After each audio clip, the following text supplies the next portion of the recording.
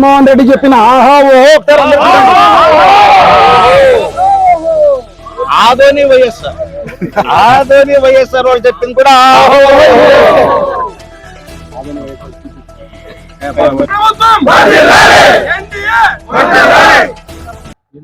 YCP నాయకులు చేస్తున్న దుష్ప్రచారం, ఆదోని మెడికల్ కాలేజ్ పై వైసీపీ నాయకులు చేస్తున్న అసత్య ప్రచారం, ఆదోని మెడికల్ కాలేజ్ పై వైసీపీ నాయకులు ఆడుతున్న కపట నాటకం, ఆదోని మెడికల్ కాలేజ్ పై వైసీపీ నాయకులు చేస్తున్న దుష్ప్రచారం, ఆదోని వైసీపీ నాయకులు చేస్తున్నటువంటి కపట నాటకం, ఆదోని మెడికల్ కాలేజ్ పై వైసీపీ నాయకులు చేస్తున్న కపట నాటకం.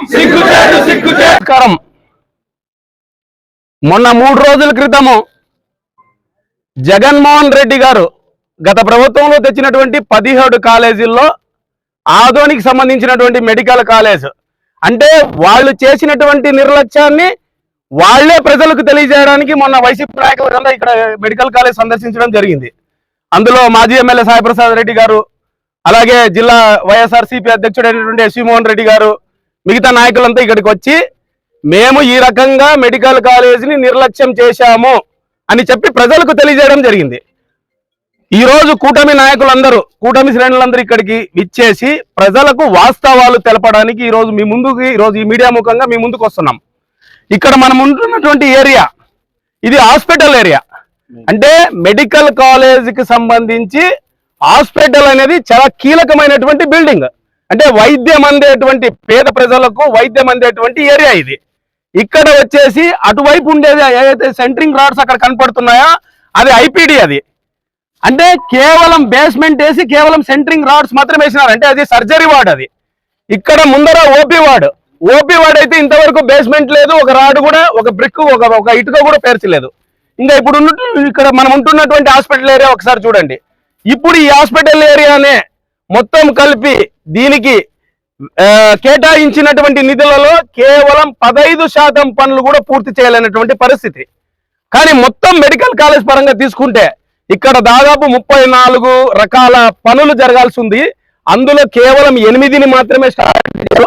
ఇంకా మిగతా విషయాలు కూడా గర్ల్స్ హాస్టల్ కూడా దాదాపు 75% పూర్తయింది. మిగతా బాయ్స్ హాస్టల్ అయితేనేమి, డైనింగ్ హాల్ అయితేనేమి, మెడికల్ కాలేజ్ అయితేనేమి, హాస్పిటల్ ఏరియా అయితేనేమి, ఐపీడీ అయితేనేమి, ఓపీడీ అయితేనేమి ఎక్కడ కూడా మినిమం ఒక 10-15% కూడా పూర్తి చేయలేనటువంటి పరిస్థితి.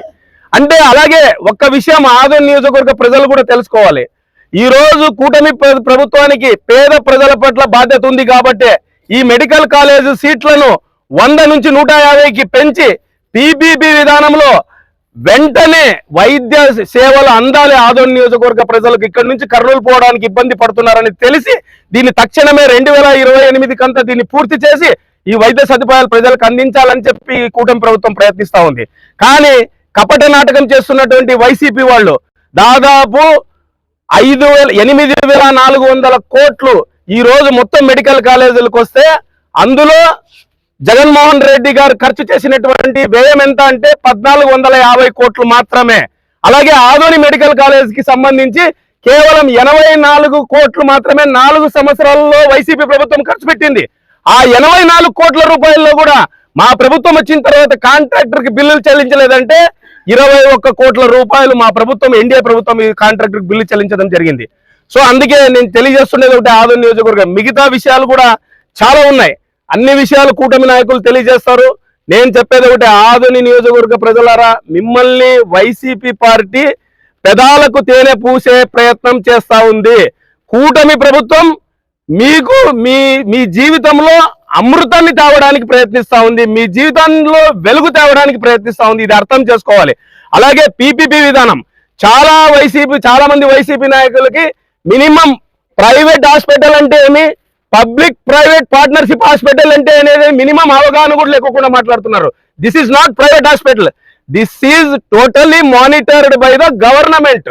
పబ్లిక్ ప్రైవేట్ పార్ట్నర్షిప్ ఇది తెలుసుకోవాలి ఫస్ట్. అలాగే ఇక్కడ చదివేటువంటి పేద విద్యార్థులకు కూడా ఇక్కడ విద్య అందుతుంది. అలాగే పూర్తి స్థాయి ఎక్విప్డ్ హాస్పిటల్ గా ఆదోని మెడికల్ కాలేజ్ రూపుదిద్దుకోపోతా ఉంది. సో అందుకే ఆదోని నియోజకవర్గ ప్రజలారా ఒక్కసారి ఆలోచించండి. ఇక్కడ నుంచి 100 కిలోమీటర్ల దూరంపై ఎన్నో ప్రయాసాలు పడుతున్నారు. అందుకే దీన్ని నిర్లక్ష్యం చేయకోకుండా, గత వైసీపీ చేసినట్లు నిర్లక్ష్యం చేయకోకుండా, మీ మీద కపట ప్రేమ చూపించుకోకుండా, మీ మీద స్వచ్ఛమైన ప్రేమను చూపించి ఇక్కడే వైద్యం అందాలనేటువంటి తపనతో ఈరోజు కూటమి ప్రభుత్వంలో నారా చంద్రబాబు నాయుడు గారు అయితేనేమి, పవన్ కళ్యాణ్ గారు అయితేనేమి, కేంద్రంలో మోదీ గారు అయితేనేమి ముందుకెళ్తున్నారు. సో దయచేసి ఈ యొక్క వాస్తవాలను తెలుసుకోవాలి. అలాగే అసత్య ప్రచారాలు చేస్తున్నటువంటి వైసీపీ పార్టీని కూడా తగిన గుణపాఠం ప్రజలు చెప్పాలని నేను కోరుకుంటున్నాను. తప్పకుండా 2028 కంతా ఈ పీపీపీ విధానంలోనే ఈ హాస్పిటల్ ని పూర్తి చేసి వైద్య సేవ చాలా మంది ఏంటంటే ఈ పీపీపీ విధానంలో వచ్చేటువంటి వాళ్ళు కూడా స్వచ్ఛందంగా ప్రజలకు సేవ చేయాలనుకునేటువంటి యజమానులే ఇక్కడికి వస్తారు.